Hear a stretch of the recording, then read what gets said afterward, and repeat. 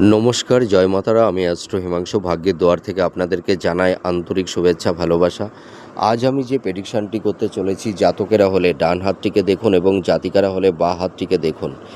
দেখুন, এইটা হচ্ছে আমাদের কেতুর স্থান। এই কেতুর স্থানে যদি এই ধরনের ফিস সাইন থাকে এবং মঙ্গলের ক্ষেত্রে যদি এই ধরনের খাড়া খাড়া রেখা, মানে লম্বালম্বি রেখা যদি দেখতে পাওয়া যায়, আর এই যে দেখুন আমাদের এই অংশটা হচ্ছে আমাদের কেতুর স্থান, ঠিক আছে?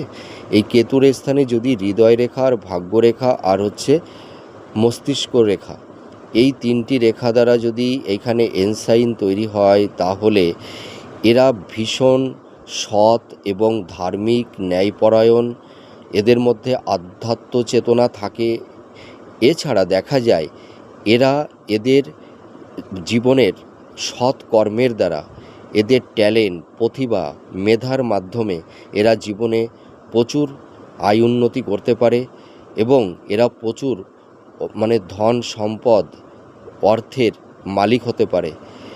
এছাড়া দেখা যায় এই সব জাতক জাতিকারা স্থাবর ভূ সম্পত্তি থেকেও এরা প্রচুর অর্থ পেয়ে থাকে এবং দেখা যায় যে এরা জীবনে কখনো কোনো দিনও সেরকম অর্থের কষ্ট এদের লাইফে আসে না।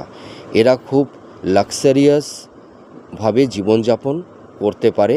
এরা ভীষণ সৎ, ন্যায়পরায়ণ, এরা সৎ পথেই উপার্জন করে জীবনে প্রচুর আয় উন্নতি করতে পারে। মিলিয়ে দেখুন। জয় মাতারা।